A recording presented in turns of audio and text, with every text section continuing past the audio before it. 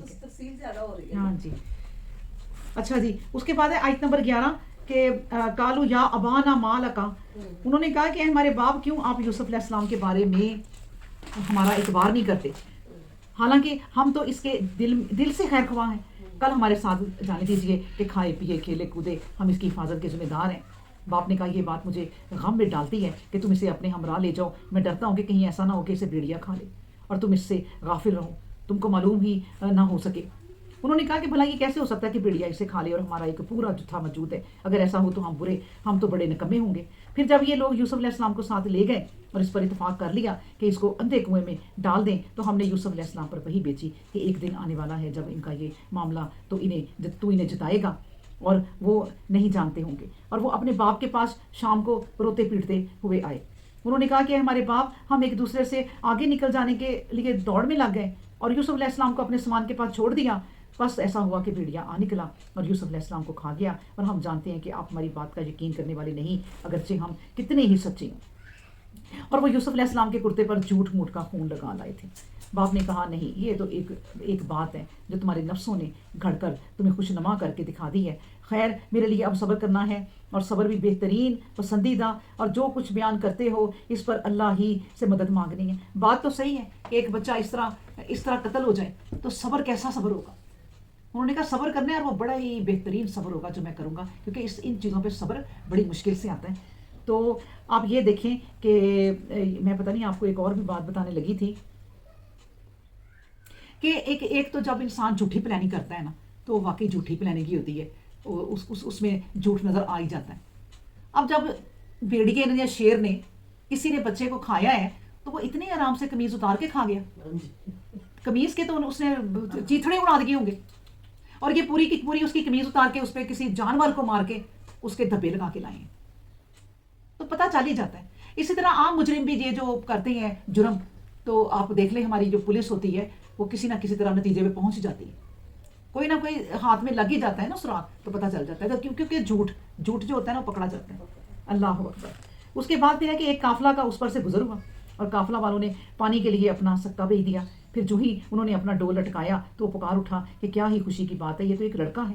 اور پھر قافلہ والوں نے اسے اپنا سرمایہ تجارت سمجھ کر چھپا رکھا, اور وہ جو کچھ کر رہے تھے اللہ کے علم سے پوشیدہ نہ تھا. اللہ اکبر. اب دیکھیں بھائیوں نے جب سامنے پلاننگ کی ہے, اور بچے تھوڑا تھے, وہ یوسف علیہ السلام اچھے خاصے بڑے تھے, 12-13 سال کا بچہ تھا, اور سامنے کھڑے ہو کے پلاننگ کر رہے ہیں کہ اس بچے کو چلو ہم ڈالیں اس کو.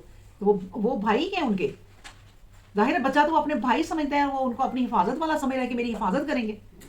تو انہوں نے کہا بھائیو مجھے نہ پھینکو, خدا کے لیے مجھے نہ پھینکنا, یوں نہ کرنا. جو بڑا بھائی تھا نا, جس کا زیادہ تھا, وہ تھوڑا کرتا بھی تھا بات, لیکن اس نے پھر کہہ دیا کہ یوسف دیکھو یہ سارے ایک جگہ ہیں اب, اور میں اکیلا, میں تمہیں ان سے بچا نہیں سکتا, کیونکہ میں ان کا ہی ساتھ اب دے سکتا ہوں.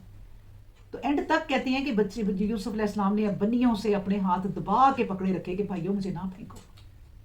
اور جب انہوں نے ان کے زبردستی ہاتھ چھڑائے اور وہ نیچے گرنے کی دیر تھی نا, تو وہ گرے ایسے ہیں کہ فرشتوں نے پکڑ لیے, اور آرام سے پکڑ کے انہیں, ایک پتھر پڑا ہوا تھا اور وہ اللہ نہیں رکھا ہوگا پانی کے اوپر, یعنی پانی اندر ہے اور سائڈ پہ کنویں میں جگہ ہوتی ہے, اس پتھر پہ بٹھا دیا. اور اس پتھر پہ بٹھا کے تو جب شام ہوئی نا ذرا, تو پھر جبرائیل علیہ السلام آ گئے. انہوں نے کہا بچے تو گھبرا نہ, میں اللہ کی طرف سے آیا ہوں اور روشنی ہے. تو روشنی میں پھر وہ مطمئن ہو گئے, اور پھر یہی کہتے رہے اے اللہ کے بندے, اے اللہ کے فرشتے, مجھے چھوڑ کے نہ جانا, اسی طرح روشنی رکھنا.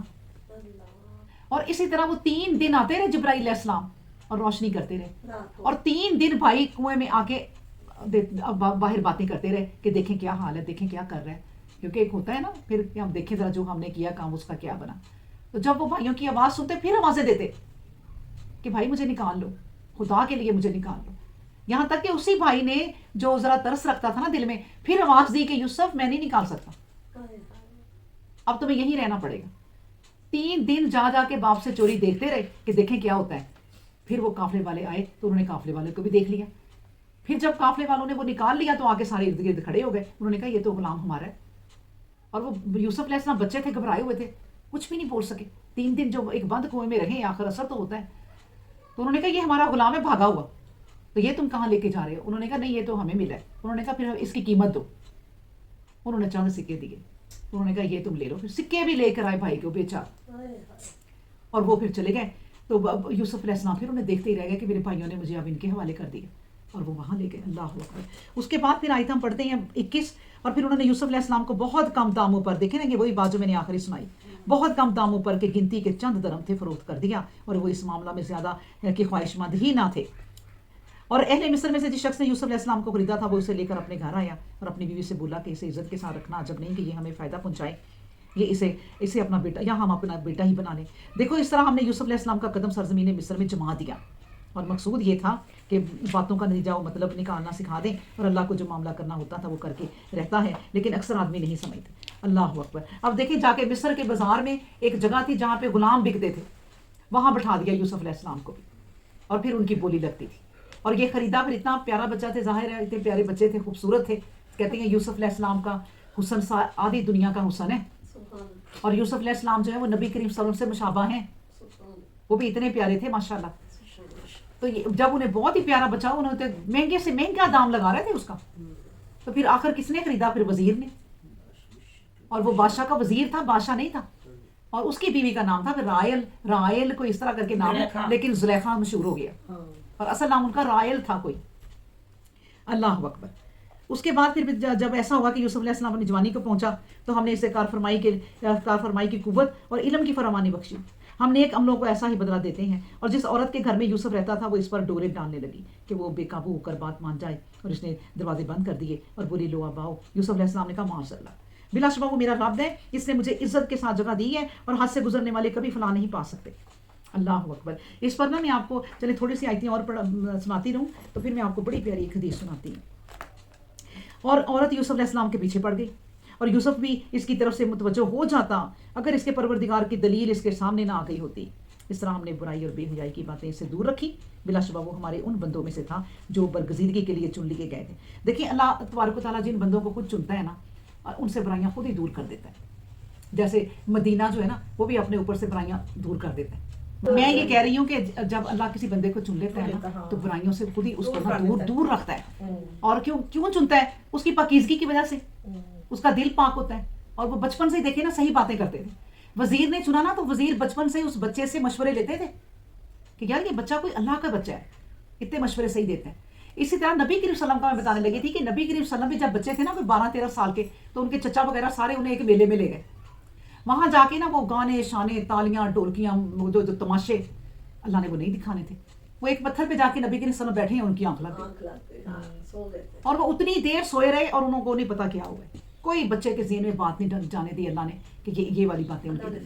تو اسی طرح اللہ نا برائیاں جو اللہ کو پسند ہوتے ہیں نا، تو اللہ برائیاں نہیں کرنا چاہتے تو اللہ نا ان سے اچھے کام ہی کرا لیتا ہے، برے کاموں کو خود دور کر دیتا ہے. سبحان اللہ. اس کے بعد ہے اب وہ دونوں دروازے کی طرف دوڑے، اور عورت یوسف علیہ السلام کا کرتا پیچھے سے کھینچا اور وہ پھٹ گیا، اور دونوں نے دیکھا کہ عورت کا خاوند دروازے کے پاس کھڑا ہے. تب عورت نے کہا کہ جو آدمی تیرے اہل خانہ کے ساتھ بری بات کا ارادہ کرے، اس کی سزا کیا ہونی چاہیے؟ کیا یہی نہیں ہونی چاہیے کہ اسے قید میں ڈالا جائے اور یا دردناک سزا دے دی جائے؟ اس پر یوسف علیہ السلام نے کہا خود اس نے مجھ پر ڈورے ڈالے ہیں اور مجبور کیا کہ میں پھسل پڑوں. اور اس عورت کے کنبہ والوں میں سے ایک گواہ نے گواہی دی. اس نے کہا یوسف علیہ السلام کا کرتا اگر آگے سے پکڑا، آگے سے وہ 2 ٹکڑے ہوا تو عورت سچی ہے، یوسف جھوٹا ہے. اور اگر یوسف علیہ السلام کا کرتا پیچھے سے پھٹا ہوا ہے تو عورت نے جھوٹ بولا ہے، یوسف علیہ السلام سچا ہے. پر جب عورت کے خاوند نے دیکھا کہ یوسف کا کرتا پیچھے سے پھٹا ہوا ہے تو عورت سے کہا کچھ شک نہیں کہ یہ تو تم عورتوں کی مکاریوں میں سے ایک مکاری ہے، اور تم لوگوں کی مکاریاں بڑی ہی سخت مکاریاں. اب دیکھیں نا، آپ خود سوچیں کہ ایک جو یہ واقعہ ہوا ہے، ایک خاوند کو پتہ چل گیا اور یہ فیصلہ بھی ہوا، شرمندگی آپ دیکھیں کتنی، اور وہ وزیر ہے. پھر انہوں نے وہی بات آئی گئی کہی کہ چلو یہ بات ختم ہو جائے کہ اس طرح. لیکن اس بندے نے پھر بیچ میں دیکھ لیں، آپ بندے ایسے بھی ہوتے ہیں بھائی، وہ کہتے ہیں نہیں یہ اب ہوا ہے کس کے ساتھ تو یہ کرو. کرتا اگر آگے سے پھٹا ہے تو پھر عورت سچی ہے، اور اگر پیچھے سے پھٹا ہے تو پھر یوسف علیہ السلام سچے ہیں. تو یہ وزیر نے پھر بات اس طرح کہتی ہیں کہ ختم کرا دی تھی کہ چلو یوسف تم نہ معاف کر دو، یہ عورتیں ہوتی ہی مکار ہیں. میں آپ کو ایک اندر کی بات بھی بتاؤں کہ یہ بھی میں نے پڑھا ہے کتابوں میں کہ جو ان کے میاں تھے نا، یہ جو وزیر تھا یہ باپ نہیں بن سکتا تھا. تو وہ عورت جو اس کے ساتھ رہ رہی تھی وہ صرف ایک بیوی تھی نا، ظاہر ہے اس کی بھی خواہش پوری نہ ہو سکی. تو اس بچے پہ پھر آہستہ آہستہ جب جوان ہونا شروع ہوا تو اس کا بھی پھر دل آ گیا.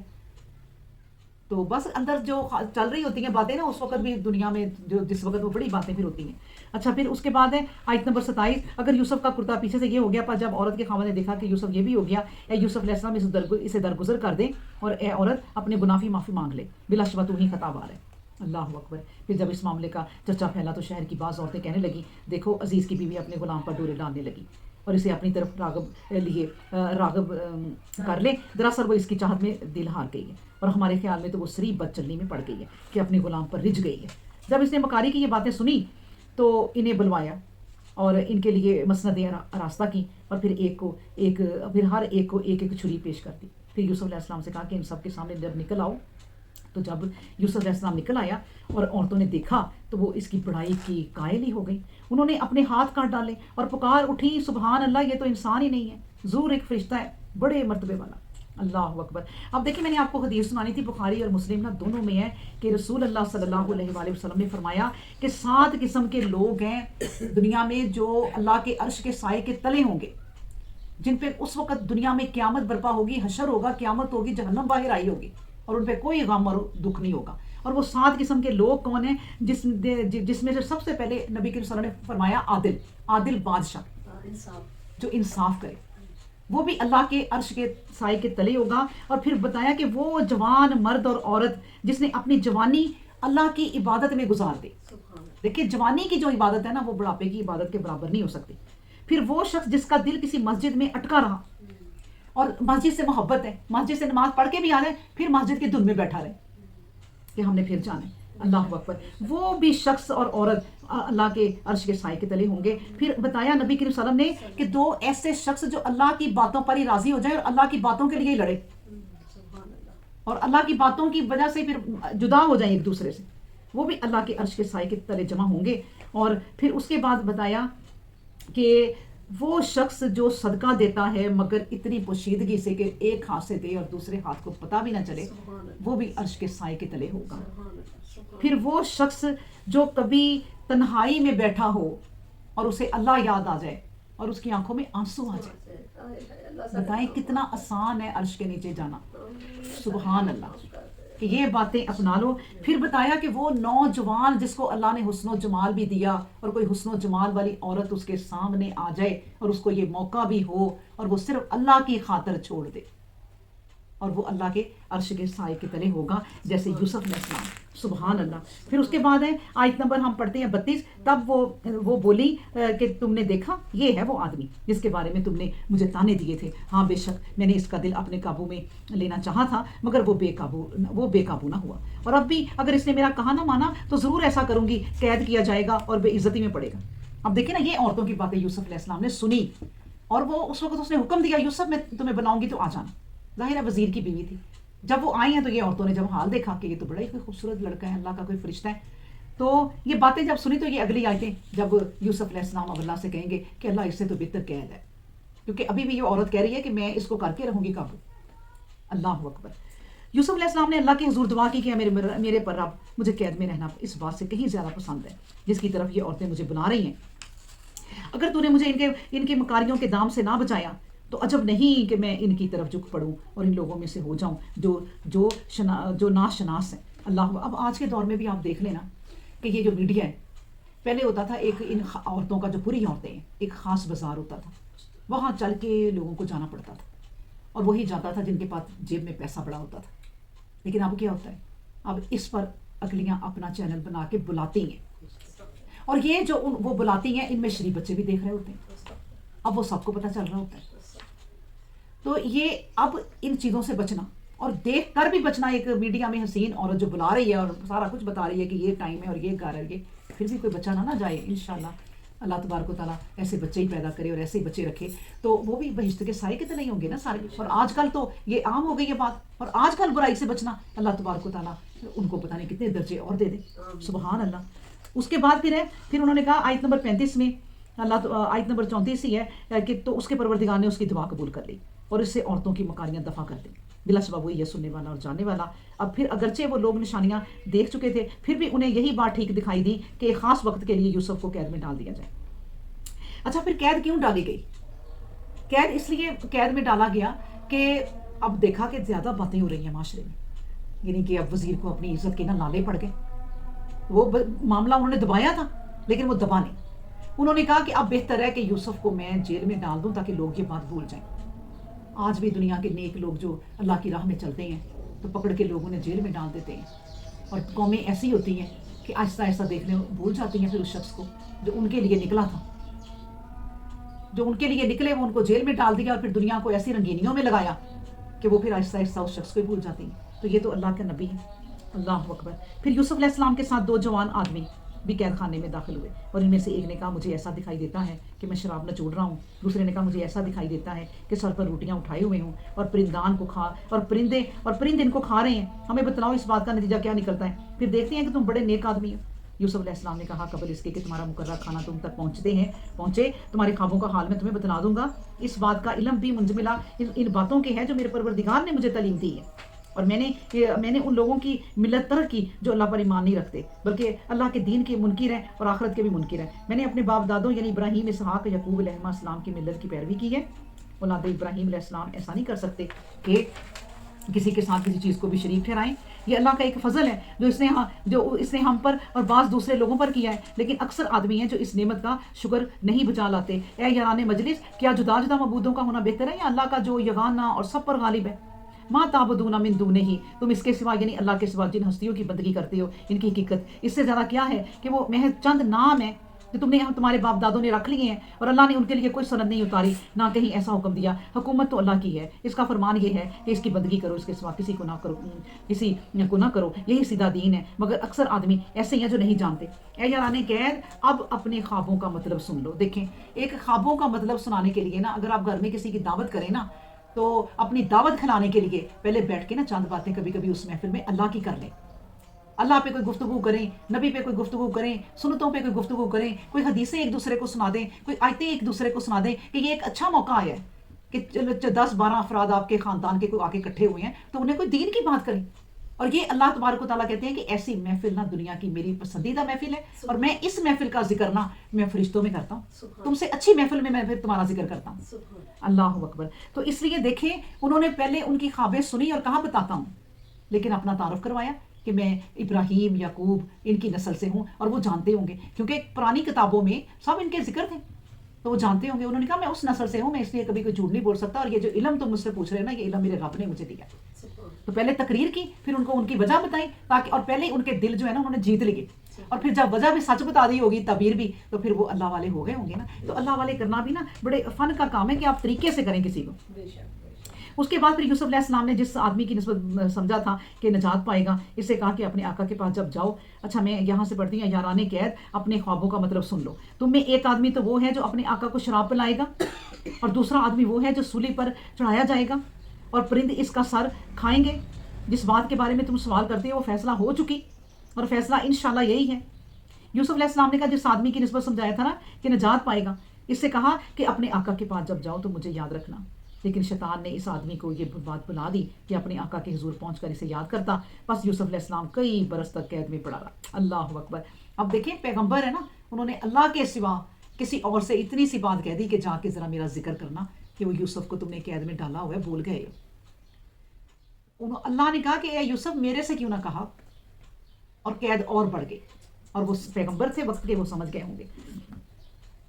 اور پھر ایسا ہوا کہ ایک دن بادشاہ نے اپنے تمام درباریوں کو جمع کر کے کہا کہ میں نے ایک خواب کو دیکھا ہے کہ 7 گائیں ہیں موٹی تازی، انہیں 7 دبلی پتلی گائیں نگل رہی ہیں، اور 7 بالیاں ہری ہیں اور 7 دوسری سوکھی۔ اور اے اہل دربار، اگر تم خواب کا مطلب حل کر لیا کرتے ہو تو بتلاؤ میرے خواب کا کیا حل ہے۔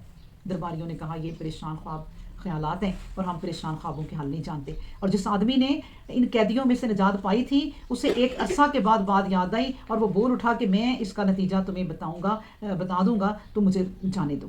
یعنی اس آدمی نے، کس آدمی نے؟ جس نے خواب سنائی تھی کہ میں شراب پلا رہا ہوں، تو انہوں نے کہا تم بادشاہ کو شراب پلاؤ گے، میں نچوڑ رہا ہوں، انگوروں کو نچوڑ رہا ہوں، تو انہوں نے کہا اس کا نتیجہ ہے کہ تم بادشاہ کو پلایا کرو گے شراب، اس کے خاص مطلب کے بندے بن جاؤ گے، قریبی۔ اس سے یاد آ گیا، اس نے کہا ٹھہرو میں تمہیں بتاتا ہوں۔ اے یوسف، وہ چلا گیا اب، اے یوسف، اے وہ کہ مجسمے سچائی، اس کا حل مجھے بتا دیں کہ 7 موٹی تازی گایوں کو 7 دبلی پتلی گائیں نگل رہی ہیں، اور 7 بالیاں ہری ہیں 7 سوکھی، تاکہ میں لوگوں کے پاس واپس جا سکوں۔ عجب ہے کہ وہ معلوم کر لیں۔ یوسف علیہ السلام نے کہا 7 برس تک تم لگاتار کھیتی کرتے رہو، بس جب وہ کاٹو اسے ان کی بالیوں میں رہنے دینا، اور صرف اتنی تعداد الگ کر لینا جو تمہارے کھانے کے لیے ضروری ہو۔ پھر اس کے بعد 7 بڑی سخت مصیبت کے سال آئیں گے جو وہ سب ذخیرہ کیا ہوگا جو تم نے پہلے سے جمع کر رکھا ہوگا، مگر وہ ہاں تھوڑا سا جو تم روک رکھو گے وہی بچے گا، پھر اس کے بعد ایک برس آئے گا کہ لوگوں پر خوب بارش برسے گی اور لوگ اس میں عرق اور تیل خوب نکالیں گے، یعنی اچھی خوشحالی کا زمانہ آ جائے گا۔ بادشاہ نے کہا یوسف کو میرے پاس بلاؤ۔ سبحان اللہ، یعنی جب وہ بندے نے خواب کی تعبیر سنائی آ کے تو انہوں نے کہا یہ کس نے سنائی ہے تعبیر اتنی صحیح، اور جس نے سنائی ہے اسی کو بلاؤ۔ اللہ اکبر۔ تو لیکن جب بادشاہ کا پیغام یوسف کے پاس پہنچا تو اس نے کہا کہ تم اپنے آقا کے پاس واپس جاؤ اور دریافت کرو کہ ان عورتوں کا معاملہ کیا تھا جنہوں نے اپنے ہاتھ کاٹ لیے تھے، جیسی کچھ مکاریاں انہوں نے کی تھی میرا پروردگار انہیں خوب جانتا ہے۔ اب دیکھیں نا یوسف علیہ السلام نے اتنے سال قید جن عورتوں کی وجہ سے کاٹی ہے تو وہ داغ اپنا دور کیوں نہ کرائیں۔